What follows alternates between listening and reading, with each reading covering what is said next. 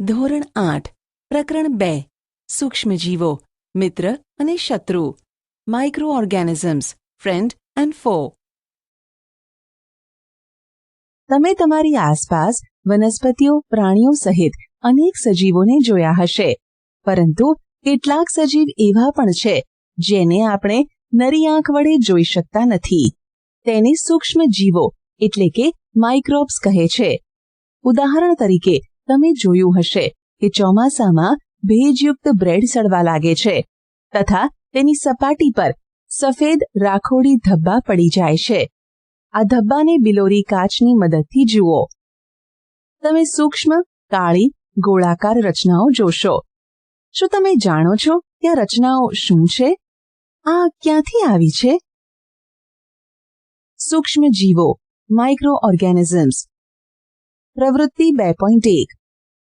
બગીચા અથવા મેદાનમાંથી એક બીકરમાં ભીની માટી લો તથા તેમાં પાણી ઉમેરો. માટીના કણો બેસી જાય ત્યારબાદ બીકરમાંથી પાણીનું એક ટીપું સ્લાઇડ ઉપર લો અને તેને માઇક્રોસ્કોપની મદદથી અવલોકન કરો. તમને શું દેખાય છે? પ્રવૃત્તિ 2.2. તળાવમાંથી પાણીના કેટલાક ટીપાં લો. તેને કાચની સ્લાઇડ પર ફેલાવીને માઇક્રોસ્કોપની મદદથી અવલોકન કરો. શું તમને સૂક્ષ્મજીવો હલનચલન કરતા દેખાય છે? આ અવલોકન પરથી ખ્યાલ આવે છે કે માટી તેમજ પાણીમાં નાના નાના સૂક્ષ્મજીવો રહે છે. જો કે તે દરેકને સૂક્ષ્મજીવોની કક્ષામાં મૂકી શકાતા નથી. આ સૂક્ષ્મજીવો એટલા નાના હોય છે કે તેને નરી આંખે જોઈ શકાતા નથી. એમાંના કેટલાક જેવા કે બ્રેડ પર ઉગવાવાળી ફૂગને બિલોરી કાચની મદદથી જોઈ શકાય છે, જ્યારે અન્યને માઇક્રોસ્કોપની મદદ વગર જોઈ શકાતા નથી.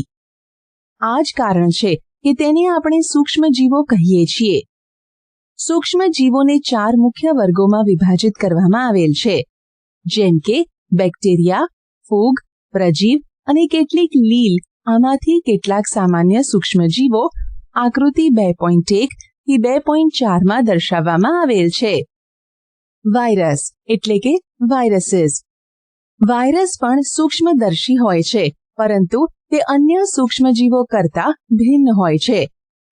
તે માત્ર યજમાન કોષમાં જ વિભાજન પામે છે, અર્થાત બેક્ટેરિયા, વનસ્પતિ અથવા પ્રાણીઓમાં જ વિભાજન પામે છે.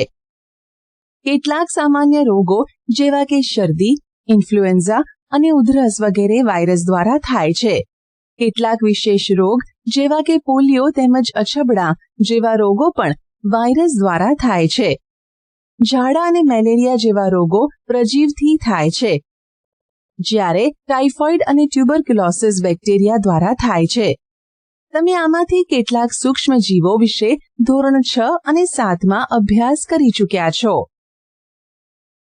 સૂક્ષ્મજીવો ક્યાં રહે છે? Where do microorganisms live? સૂક્ષ્મજીવો એકકોષી હોઈ શકે છે, જેમ કે બેક્ટેરિયા, કેટલીક લીલ અને પ્રજીવો, અથવા બહુકોષીય સૂક્ષ્મજીવો જેવા કે લીલ અને ફૂગ. તે બર્ફીલી ઠંડીથી ગરમ પાણીના ઝરા તથા રણથી લઈ દલદલયુક્ત ભૂમિ જેવા પ્રત્યેક પર્યાવરણમાં ટકી શકે છે. તે મનુષ્ય સહિત અન્ય પ્રાણીઓના શરીરમાં પણ જોવા મળે છે. કેટલાક સૂક્ષ્મજીવો અન્ય સજીવો પર આશ્રિત હોય છે, જ્યારે કેટલાક સ્વતંત્ર સ્વરૂપે જોવા મળે છે.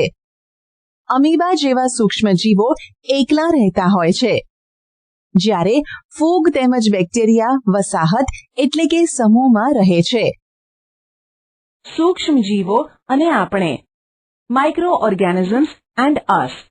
સૂક્ષ્મજીવો આપણા જીવનમાં મહત્વપૂર્ણ ભૂમિકા ભજવે છે. તેમાંથી કેટલાક આપણા માટે લાભદાયી હોય છે તથા કેટલાક હાનિકારક અને રોગકારક હોય છે. ચાલો આપણે તેનો વિસ્તારથી અભ્યાસ કરીએ.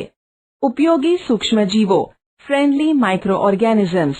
સૂક્ષ્મજીવોને વિભિન્ન કાર્યોમાં ઉપયોગમાં લેવામાં આવે છે.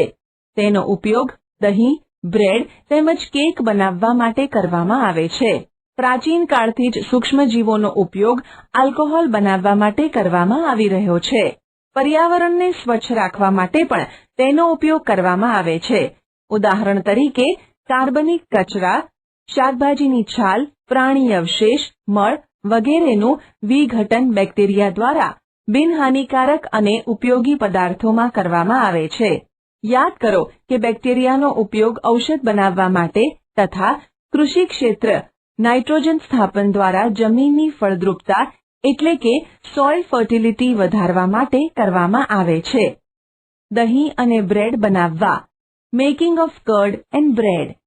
તમે ધોરણ 7માં અભ્યાસ કર્યો કે દૂધનું દહીંમાં રૂપાંતરણ બેક્ટેરિયા દ્વારા થાય છે.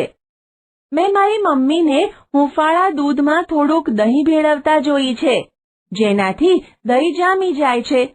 મને આશ્ચર્ય થયું, આવું કેમ? દહીંમાં ઘણા બધા સૂક્ષ્મજીવો રહેલા હોય છે, જેમાંથી લેક્ટોબેસિલસ નામના બેક્ટેરિયા મુખ્ય છે, જે દૂધને દહીંમાં પરિવર્તિત કરે છે. તે દૂધમાં વૃદ્ધિ પામી તેને દહીંમાં ફેરવે છે. બેક્ટેરિયા ચીઝ, અથાણું તેમજ અનેક ખાદ્ય પદાર્થોના ઉત્પાદનમાં સહાયતા કરે છે. રવા ઇડલી અને ભટુરે વગેરેનું એક મહત્વપૂર્ણ સંઘટક દહીં છે. શું તમે અનુમાન લગાવી શકો છો કે આવું કેમ? પ્રવૃત્તિ 2.3. એક વાસણમાં અડધો કિલોગ્રામ લોટ અથવા મેંદો લો. તેમાં થોડી ખાંડ ઉમેરીને ગરમ પાણી ઉમેરો. તેમાં એક ચપટી યીસ્ટ પાવડર ઉમેરો અને સરખી રીતે ભેળવી કણક બનાવો. તમે 2 કલાક પછી શું જોશો? શું તમે તૈયાર કરેલા કણકને ફૂલેલો જોયો? યીસ્ટ ઝડપથી વિભાજન પામે છે અને શ્વસન દરમિયાન કાર્બન ડાયોક્સાઇડ ઉત્પન્ન કરે છે. ગેસના પરપોટા બાંધેલા મેંદાના લોટનું કદ વધારી દે છે. બ્રેડ, પેસ્ટ્રીઝ અને કેક બનાવવા માટે બેકિંગ ઉદ્યોગમાં યીસ્ટનો આ ઉપયોગ આધારભૂત છે. સૂક્ષ્મજીવોનો વેપારી ઉપયોગ. Commercial use of micro organisms. મોટા પાયા પર આલ્કોહોલ, દારૂ તેમજ એસિટિક એસિડ, વિનેગરના ઉત્પાદનમાં સૂક્ષ્મજીવોનો ઉપયોગ થાય છે. જવ, દહીં, ચોખા તથા કચરેલા ફળોના રસમાં રહેલ પ્રાકૃતિક શર્કરામાં યીસ્ટને ઉછેરીને આલ્કોહોલ એટલે કે દારૂનું ઉત્પાદન કરવામાં આવે છે. પ્રવૃત્તિ 2.4. 500 mlનું બીકર લઈ તેમાં 3/4 ભાગ જેટલું પાણી ભરો. તેમાં 2 થી 3 ચમચી ખાંડ ઓગાળો. તેમાં અડધી ચમચી યીસ્ટ પાવડર નાખો. તેને 4 થી 5 કલાક માટે ઉષ્ણ સ્થાન પર ઢાંકીને રાખો. હવે તેને સૂંઘો. શું તમને વાસ કે સુગંધ આવે છે? આ સુગંધ આલ્કોહોલની છે, જે યીસ્ટ દ્વારા ખાંડને આલ્કોહોલમાં ફેરવવાથી ઉત્પન્ન થાય છે. શર્કરા ખાંડનું આલ્કોહોલમાં રૂપાંતરણ થવાની પ્રક્રિયાને આથવણ એટલે કે ફર્મેન્ટેશન કહે છે. લુઈ પાર્શ્વરે આથવણની શોધ 1857માં કરી. સૂક્ષ્મજીવોનો ઔષધીય ઉપયોગ. Medicinal use of micro organisms. જ્યારે તમે બીમાર પડો છો ત્યારે ડોક્ટર તમને પેનિસિલિયમનું ઇન્જેક્શન આપે છે અથવા કોઈ અન્ય એન્ટિબાયોટિક્સની ગોળી અથવા કેપ્સ્યુલ આપે છે. આ ઔષધોનો સ્ત્રોત સૂક્ષ્મજીવો છે. તે બીમારી પેદા કરનારા સૂક્ષ્મજીવોને નષ્ટ કરે છે અથવા તેમની વૃદ્ધિ અટકાવે છે. આ પ્રકારના ઔષધોને એન્ટિબાયોટિક્સ કહે છે. આજકાલ બેક્ટેરિયા અને ફૂગમાંથી અનેક એન્ટિબાયોટિક્સનું ઉત્પાદન થઈ રહ્યું છે. સ્ટ્રેપ્ટોમાઇસિન, ટેટ્રાસાઇક્લિન અને એરિથ્રોમાઇસિન સામાન્ય સ્વરૂપે ઉપયોગ કરવામાં આવતી એન્ટિબાયોટિક્સ છે, જેને ફૂગ તેમજ બેક્ટેરિયા દ્વારા ઉત્પાદિત કરવામાં આવે છે. કોઈ વિશિષ્ટ પ્રકારના સૂક્ષ્મજીવનું સંવર્ધન કરીને એન્ટિબાયોટિક્સનું ઉત્પાદન કરવામાં આવે છે, જેને અનેક રોગોની સારવારમાં ઉપયોગમાં લેવાય છે. 1929માં એલેક્ઝાન્ડર ફ્લેમિંગે બેક્ટેરિયલ રોગોથી બચવાના હેતુસર એક સંવર્ધન પર પ્રયોગ કરી રહ્યા હતા. અચાનક તેઓએ સંવર્ધન પ્લેટ પર લીલા રંગના મોલ્ડના નાના બીજાણુ જોયા. તેઓએ જોયું કે આ મોલ્ડ બેક્ટેરિયાની વૃદ્ધિને અટકાવે છે. જો કે આમાંના ઘણા બેક્ટેરિયાનો પણ તેણે નાશ કર્યો. આ રીતે મોલ્ડમાંથી પેનિસિલિન બનાવાઈ. પાલતુ પ્રાણીઓ તેમજ મરઘામાં સૂક્ષ્મજીવોનું સંક્રમણ રોકવા માટે પણ તેમના આહારમાં એન્ટિબાયોટિક્સ ભેળવવામાં આવે છે. જેનો ઉપયોગ પશુઓમાં સૂક્ષ્મજીવોનું સંક્રમણ રોકવાનો છે. તેનો ઉપયોગ વનસ્પતિમાં રોગ નિયંત્રણ માટે પણ કરવામાં આવે છે. એ યાદ રાખવું ખૂબ જ જરૂરી છે કે માન્ય ડોક્ટરની સલાહ મુજબ જ એન્ટીબાયોટિક્સ લેવી જોઈએ. વળી ડોક્ટરની સૂચના મુજબ સંપૂર્ણ દવાઓ પૂર્ણ કરવી જોઈએ. જો એન્ટીબાયોટિક્સની જરૂર ન હોય ત્યારે કે અયોગ્ય માત્રામાં લેવામાં આવે તો ભવિષ્યમાં જરૂર પડે ત્યારે તે ઓછી અસર કરી શકે છે. વળી બિનજરૂરી એન્ટીબાયોટિક્સ લેવામાં આવે તો શરીરમાં આવેલા ઉપયોગી બેક્ટેરિયા નષ્ટ થઈ શકે છે. તેમ છતાં શરદી અને તાવમાં એન્ટીબાયોટિક્સ એટલી પ્રભાવશાળી નથી કારણ કે આ રોગો વાયરસથી થાય છે. રસી, વેક્સિન. શિશુ અને બાળકોને રસી કેમ મૂકવામાં આવે છે? જ્યારે રોગકારક સૂક્ષ્મજીવ આપણા શરીરમાં પ્રવેશે છે ત્યારે તેની સામે લડત આપવા માટે આપણું શરીર એન્ટીબોડી ઉત્પન્ન કરે છે. શરીરને એ પણ યાદ રહે છે કે એ જ સૂક્ષ્મજીવ જ્યારે આપણા શરીરમાં પુનઃ પ્રવેશે તો તે જ એન્ટીબોડી વડે તેની સામે કેવી રીતે લડત આપી શકાય. આથી જો મૃત અથવા નિષ્ક્રિય સૂક્ષ્મજીવોને સ્વસ્થ શરીરમાં દાખલ કરાવવામાં આવે તો શરીરના કોષો તેની સામે લડત આપવા એન્ટીબોડી ઉત્પન્ન કરીને રોગકારકોને નષ્ટ કરે છે. આ એન્ટીબોડી આપણા શરીરમાં હંમેશા માટે બનેલા રહે છે તથા રોગકારક સૂક્ષ્મજીવથી આપણો બચાવ કરે છે. આ પ્રકારે રસી કાર્ય કરે છે. કોલેરા, ટ્યુબરક્યુલોસિસ, શીતળા, કમળો જેવા રોગો રસી દ્વારા અટકાવી શકાય છે. એડવર્ડ જેનરે 1798માં શીતળા માટેની રસીની શોધ કરી હતી. તમારા બાળપણમાં તમને પણ અનેક રોગો સામે રક્ષણ મેળવવા માટે રસી મૂકવામાં આવી હશે. શું તમે આ રોગોની યાદી તૈયાર કરી શકો છો? તેની માટે તમે તમારા માતાપિતાની મદદ લઈ શકો છો. બધા બાળકોને રોગો સામે સુરક્ષાની આવશ્યકતા હોય છે. જરૂરી રસી નજીકની હોસ્પિટલમાં ઉપલબ્ધ હોય છે. બાળકોને પોલિયોથી બચાવવા માટે તમે ટેલિવિઝન પર તેમજ સમાચાર પત્રોમાં પોલિયોના રસીકરણ માટેનું વિજ્ઞાપન તો જોયું જ હશે. વાસ્તવમાં તો બાળકોને આપવામાં આવતા પોલિયોના ટીપાં એ એક રસી જ છે. શીતળા વિરુદ્ધ વિશ્વવ્યાપી અભિયાન ચલાવવામાં આવ્યું. પરિણામ સ્વરૂપે વિશ્વના મોટા ભાગોમાંથી શીતળાને દૂર કરી શકાયો. આજકાલ સૂક્ષ્મજીવોમાંથી રસીનું ઉત્પાદન મોટા પાયે કરવામાં આવે છે, જેનાથી મનુષ્ય તેમજ પ્રાણીઓને અનેક રોગોથી બચાવી શકાય. ભૂમિની ફળદ્રુપતામાં વધારો, ઇન્ક્રીઝિંગ સોઇલ ફર્ટિલિટી. કેટલાક બેક્ટેરિયા તેમજ નીલહરિત લીલ વાતાવરણમાં રહેલ નાઇટ્રોજનનું સ્થાપન કરી શકે છે. આ પ્રકારે ભૂમિમાં નાઇટ્રોજનનું પ્રમાણ વધે છે અને જેનાથી ભૂમિની ફળદ્રુપતામાં વધારો થાય છે. આ સૂક્ષ્મજીવોને સામાન્ય રીતે જૈવિક નાઇટ્રોજન સ્થાપક કહે છે. પર્યાવરણનું શુદ્ધિકરણ, ક્લીનિંગ ધી એન્વાયરમેન્ટ. સ્કૂલમાં માળીને કુદરતી ખાતર બનાવતા જોઈને પહેલી અને બૂજોએ તેમના મિત્રો સાથે ઘરમાંથી, બગીચામાંથી પર્ણો તેમજ ફળ શાકભાજીનો કચરો એકત્રિત કરીને તેને નિકાલ માટે બનાવવામાં આવેલ એક ખાડામાં નાખ્યો. કેટલાક સમય પછી તેનું વિઘટન થયું અને તે કુદરતી ખાતરમાં રૂપાંતરિત થઈ ગયો. પહેલી અને બૂજો જાણવા માંગે છે કે આ કેવી રીતે થઈ શક્યું? પ્રવૃત્તિ 2.5. 2 કુંડા લઈને પ્રત્યેકને માટીથી અડધા ભરી દો. તેને A અને B નામ નિર્દેશિત કરો. A કુંડામાં વનસ્પતિનો કચરો ભરો તથા B કુંડામાં પોલિથીન, કોથળી, કાચની ખાલી બોટલો તથા પ્લાસ્ટિકના તૂટેલા રમકડા વગેરે ભરો. તેને એક બાજુ રાખી દો અને 3-4 અઠવાડિયા પછી તેનું અવલોકન કરો. શું તમને બંને કુંડાની વસ્તુઓમાં કોઈ ભેદ જોવા મળે છે? જો હા, તો કયો ભેદ જોવા મળે છે?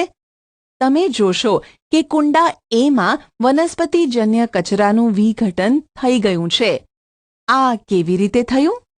સૂક્ષ્મજીવો વનસ્પતિ કચરાનું વિઘટન કરીને તેને કુદરતી ખાતરમાં ફેરવી દે છે.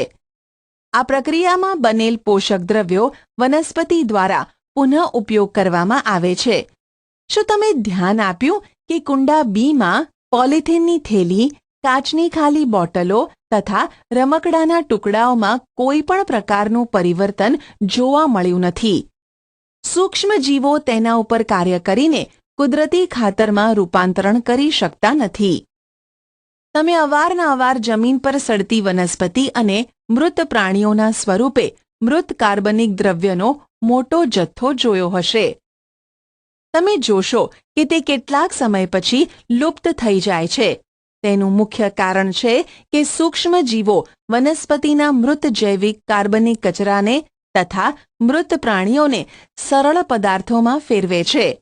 આ પદાર્થ અન્ય વનસ્પતિઓ તથા પ્રાણીઓ દ્વારા પુનઃ ઉપયોગમાં લેવામાં આવે છે.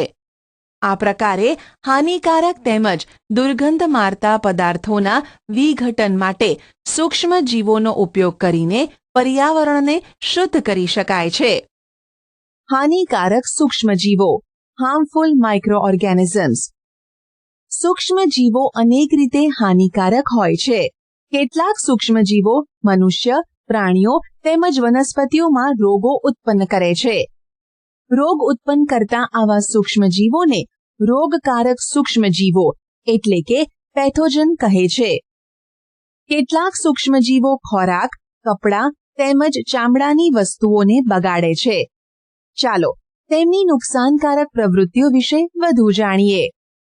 મનુષ્યમાં રોગકારક સૂક્ષ્મજીવો, disease causing microorganisms in humans. મનુષ્યમાં રોગકારક સૂક્ષ્મજીવો શ્વાસમાં લેવાતી હવા દ્વારા, પીવાલાયક પાણીમાંથી અથવા ખોરાક દ્વારા શરીરમાં પ્રવેશ મેળવે છે.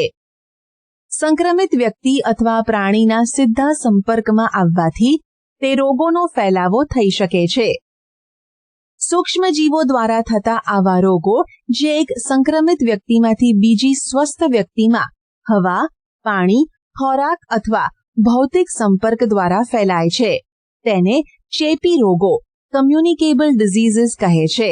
આવા રોગોના કેટલાક ઉદાહરણો જેવા કે કોલેરા, શરદી, શીતળા અને ટ્યુબરક્યુલોસિસ એટલે કે ક્ષય છે. જ્યારે શરદીથી પીડાતી વ્યક્તિ છીંક ખાય છે તો સૂક્ષ્મ બૂંદોની સાથે હજારો રોગકારક વાયરસ હવામાં ફેલાય છે. આ વાયરસ શ્વાસ દ્વારા લેવામાં આવતી હવા દ્વારા શરીરમાં પ્રવેશે છે. ત્યારે તમે ચેપી રોગોનો ફેલાવો કેવી રીતે રોકી શકો? આપણે જ્યારે છીંકતા હોઈએ ત્યારે આપણા મુખ તેમજ નાક પર રૂમાલ રાખવો જોઈએ અને શક્ય હોય તો સંક્રમિત વ્યક્તિથી પર્યાપ્ત અંતર રાખવું જોઈએ. કેટલાક કીટકો તથા પ્રાણીઓ એવા પણ છે જે રોગકારક સૂક્ષ્મજીવોના વાહક એટલે કે કેરિયરનું કાર્ય કરે છે. ઘર માખી તેનું એક ઉદાહરણ છે. માખી કચરા અને પ્રાણીના મળ ઉપર બેસે છે. રોગકારક સૂક્ષ્મજીવો તેના શરીર પર ચોંટી જાય છે. જ્યારે માખી ઢાંક્યા વગરના ખોરાક પર બેસે છે ત્યારે આવા સૂક્ષ્મજીવોનું સ્થળાંતરણ સંભવ બને છે. જે પણ વ્યક્તિ આવા પ્રદૂષિત ખોરાકને ખાય છે તેની બીમાર પડવાની સંભાવના વધી જાય છે. એટલે સલાહ પણ આપવામાં આવે છે કે ખોરાકને હંમેશા ઢાંકેલો રાખવો જોઈએ. ઢાંક્યા વગરનો ખોરાક ખાવાનું ટાળવું જોઈએ. માદા એનોફિલિસિસ મચ્છર તેનું અન્ય ઉદાહરણ છે, જે મેલેરિયાના પરોપજીવીનું વાહક છે. માદા એડિસ મચ્છર ડેન્ગ્યુ વાયરસનું વાહક છે. આપણે મેલેરિયા અથવા ડેન્ગ્યુનો નિયંત્રણ કેવી રીતે કરી શકીએ? શિક્ષક હંમેશા આપણને એવું શા માટે કહે છે કે રહેણાંકની આસપાસની જગ્યાઓએ પાણી એકત્રિત ન થવા દેવું જોઈએ? બધા મચ્છર પ્રાણીમાં પ્રજનન કરે છે. આપણે ક્યાંય પણ પાણીને જમા થયેલું રાખવું જોઈએ નહીં. કુલર, ટાયરો તેમજ ફૂલદાની વગેરેમાં ક્યાંય પણ પાણીને એકત્રિત થવા ન દો. એટલે કે આપણી આસપાસના સ્થાનોને સ્વચ્છ તેમજ શુષ્ક રાખીને આપણે મચ્છરોને પેદા થતા રોકી શકીએ છીએ. એવા ઉપાયોની યાદી બનાવવાનો પ્રયાસ કરો જેને અપનાવવાથી મેલેરિયાને ફેલાતો અટકાવી શકાય. મનુષ્યમાં થતા કેટલાક સામાન્ય રોગો, તેનો ફેલાવો તથા અટકાવવાના કેટલાક ઉપાયો કોષ્ટક 2.1માં દર્શાવવામાં આવેલ છે. કોષ્ટક 2.1 મનુષ્યમાં સૂક્ષ્મજીવો દ્વારા થતા કેટલાક સામાન્ય રોગો. ટ્યુબરક્યુલોસિસ, બેક્ટેરિયા, હવા, ઓરી, વાયરસ, હવા, અછબડા, વાયરસ, હવા કે સંપર્ક, પોલિયો, વાયરસ, હવા કે પાણી. દર્દીને સંપૂર્ણ રીતે અન્ય વ્યક્તિઓથી અલગ રાખો. દર્દીની વ્યક્તિગત વસ્તુઓ અન્યથી અલગ રાખો. યોગ્ય ઉંમરે રસી મુકાવો. કોલેરા, બેક્ટેરિયા, પાણી કે ખોરાક, ટાઇફોઇડ, બેક્ટેરિયા, પાણી. વ્યક્તિગત સ્વચ્છતા રાખો તેમજ તે માટેની સારી ટેવો કેળવો. યોગ્ય રીતે રાંધવામાં આવેલો ખોરાક ખાવો અને ઉકાળેલું પાણી પીવું. રસી મુકાવવી. હિપેટાઇટિસ એ, વાયરસ, પાણી, ઉકાળેલું પાણી પીવો. રસી મુકાવવી. મેલેરિયા, પ્રજીવ, મચ્છર. મચ્છરદાનીનો ઉપયોગ કરો. મચ્છર ભગાડવાના રસાયણો વાપરો. કીટનાશકનો છંટકાવ કરો. આજુબાજુ ભરાયેલ પાણીને દૂર કરી મચ્છરને પ્રજનન કરતાં અટકાવો. પ્રાણીઓમાં રોગકારક સૂક્ષ્મજીવો. Disease causing microorganisms in animals. અનેક સૂક્ષ્મજીવો માત્ર મનુષ્ય તેમજ વનસ્પતિમાં જ રોગના કારક નથી, પરંતુ તે બીજા પ્રાણીઓમાં પણ રોગો ઉત્પન્ન કરે છે. ઉદાહરણ તરીકે એન્થ્રેક્સ મનુષ્ય તેમજ ઢોરમાં થતો ગંભીર રોગ છે, જે બેક્ટેરિયા દ્વારા થાય છે. ઢોરમાં ફૂટ અને માઉથ ડિઝીઝ વાયરસ દ્વારા થાય છે.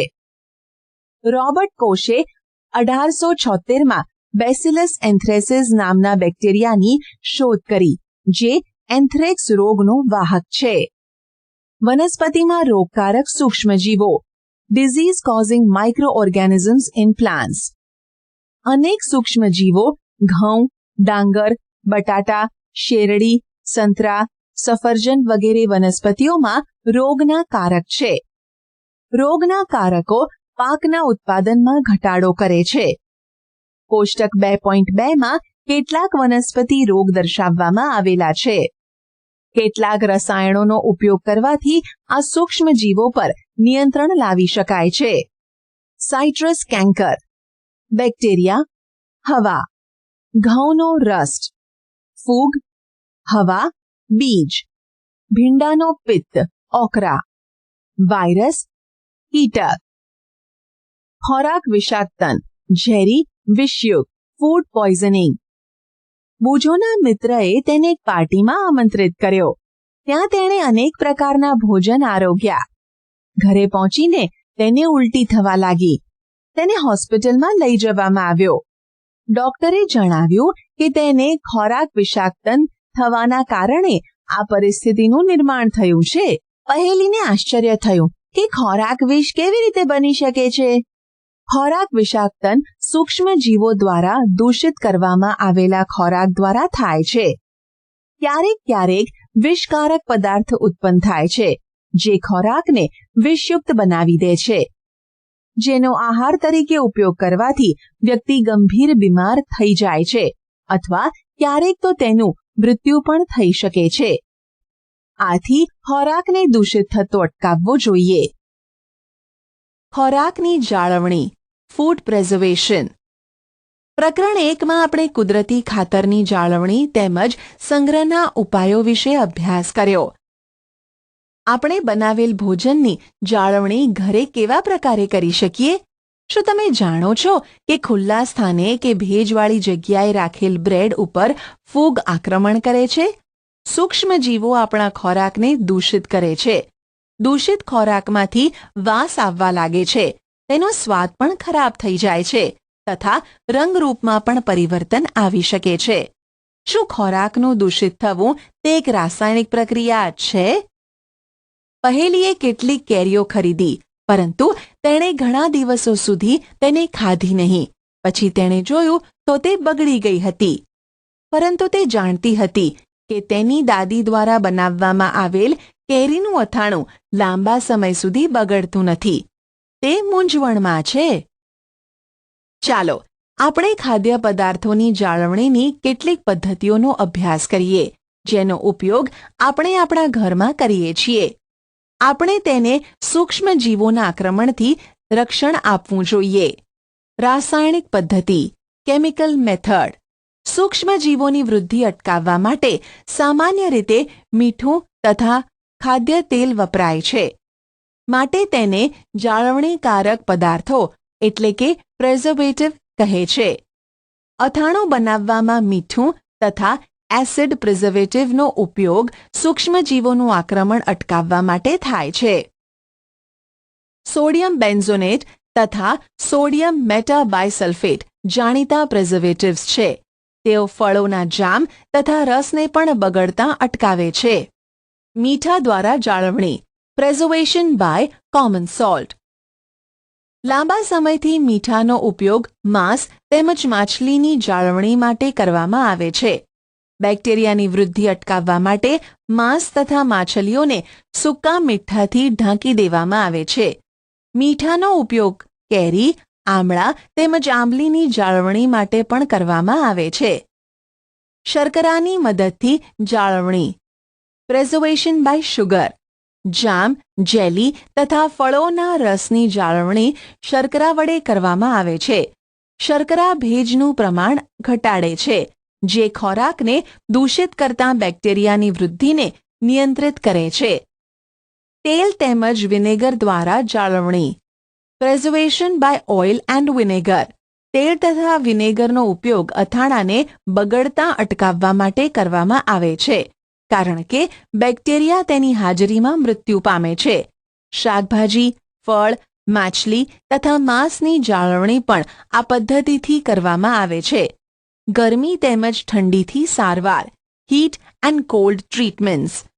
તમે તમારી મમ્મીને દૂધ ગરમ કરતા જોયા હશે. ગરમ કરવાથી અનેક સૂક્ષ્મજીવો નષ્ટ થઈ જાય છે. આ પ્રકારે આપણે ખોરાકને રેફ્રિજરેટરમાં મૂકીએ છીએ, કેમ કે નીચું તાપમાન સૂક્ષ્મજીવોની વૃદ્ધિને અટકાવે છે. કોથળીઓમાં આવતું દૂધ કેમ બગડતું નથી? મારી મમ્મીએ બતાવ્યું કે આ દૂધ જીવાણુ રહિત પેસ્ચ્યુરાઇઝ છે. પેસ્ચ્યુરાઇઝેશન એટલે શું? પેસ્ચ્યુરાઇઝ્ડ દૂધને ઉકાળ્યા વગર વાપરવામાં આવે છે, કારણ કે તે સૂક્ષ્મજીવો રહિત હોય છે. તેના માટે દૂધને 70 ડિગ્રી સેલ્સિયસ તાપમાને 15 થી 30 સેકન્ડ માટે ગરમ કરવામાં આવે છે અને પછી તરત જ ઠંડુ કરીને તેનો સંગ્રહ કરી દે છે. આવું કરવાથી સૂક્ષ્મજીવોની વૃદ્ધિ અટકી જાય છે. આ પ્રક્રિયાની શોધ લુઈ પાશ્ચર નામના વૈજ્ઞાનિકે કરી હતી. આથી તેને પેસ્ચ્યુરાઇઝેશન કહે છે. સંગ્રહ અને પેકિંગ, સ્ટોરેજ એન્ડ પેકિંગ. આજકાલ સૂકો મેવો તથા શાકભાજીને પણ હવાચુસ્ત બંધ પેકેટમાં વહેંચવામાં આવે છે, જેનાથી સૂક્ષ્મજીવોથી સુરક્ષા પ્રાપ્ત થાય છે. નાઇટ્રોજન સ્થાપન, નાઇટ્રોજન ફિક્સેશન. તમે ધોરણ 6 તથા 7માં રાઇઝોબિયમ બેક્ટેરિયા વિશે અભ્યાસ કર્યો હશે. તે શિંબી કુળની વનસ્પતિમાં નાઇટ્રોજન સ્થાપનમાં મદદ કરે છે. યાદ કરો કે રાઇઝોબિયમ શિંબી કુળની વનસ્પતિની મૂળ ગંડિકાઓમાં વસવાટ કરે છે, જેમ કે વાલ અને વટાણા કે જેની સાથે સહજીવી સંબંધ ધરાવે છે. ક્યારેક વીજળીના ચમકારા દ્વારા પણ વાતાવરણીય નાઇટ્રોજનનું સ્થાપન થાય છે. પરંતુ તમે જાણો છો કે નાઇટ્રોજનની માત્રા વાતાવરણમાં સ્થિર રહે છે? તમને આશ્ચર્ય થશે કે આવું કઈ રીતે સંભવ છે. ચાલો તેના વિશે હવેના ભાગમાં સમજીએ. નાઇટ્રોજન ચક્ર, નાઇટ્રોજન સાયકલ.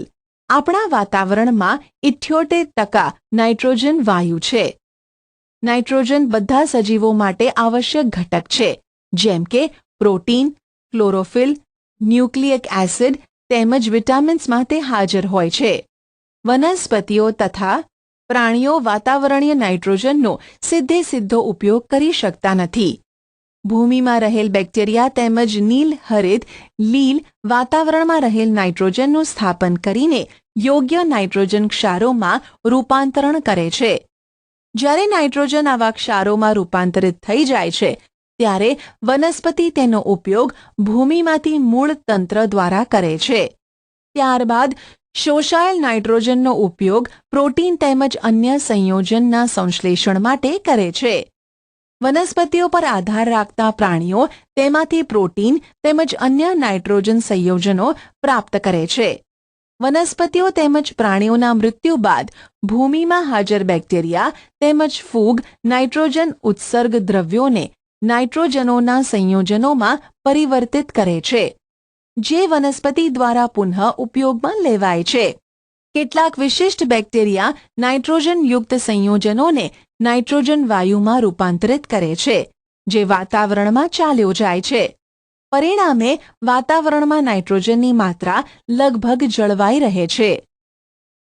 પારિભાષિક શબ્દો: લીલ algae, antibiotics antibiotics, antibody antibody, bacteria bacteria, વાહક કેરિયર, ચેપી રોગો કમ્યુનિકેબલ ડિઝીઝીસ, આથવણ ફર્મેન્ટેશન, ફૂગ ફંગાઈ. લેક્ટોબેસિલસ લેક્ટોબેસિલસ, સૂક્ષ્મ જીવો માઇક્રો ઓર્ગેનિઝમ, નાઇટ્રોજન ચક્ર નાઇટ્રોજન સાયકલ, નાઇટ્રોજન સ્થાપન નાઇટ્રોજન ફિક્સેશન, પેસ્ચ્યુરાઇઝેશન પેસ્ચ્યુરાઇઝેશન, પેથોજન પેથોજન, જાળવણી પ્રિઝર્વેશન, પ્રજીવ પ્રોટોઝોઆ, રાઇઝોબિયમ રાઇઝોબિયમ, રસી vaccine, virus virus, yeast yeast.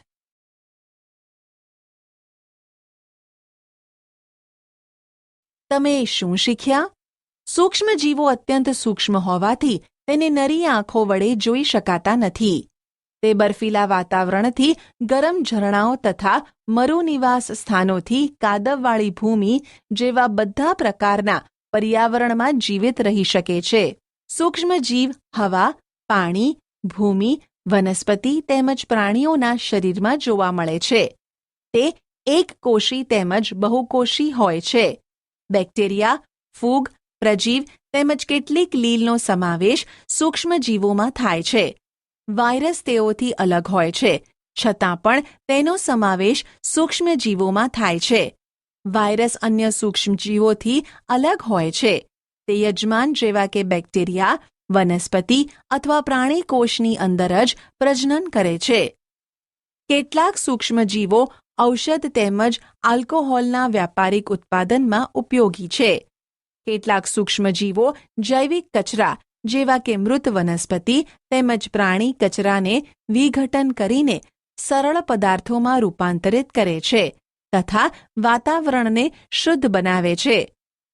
પ્રજીવ ઝાડા તથા મેલેરિયા જેવા રોગો કરે છે. કેટલાક સૂક્ષ્મજીવ શિંબી કુળની વનસ્પતિની મૂળ ગંડિકાઓમાં જોવા મળે છે. તે વાતાવરણીય નાઇટ્રોજનને ભૂમિમાં સ્થાપન કરે છે, જેનાથી ભૂમિની ફળદ્રુપતામાં વધારો થાય છે.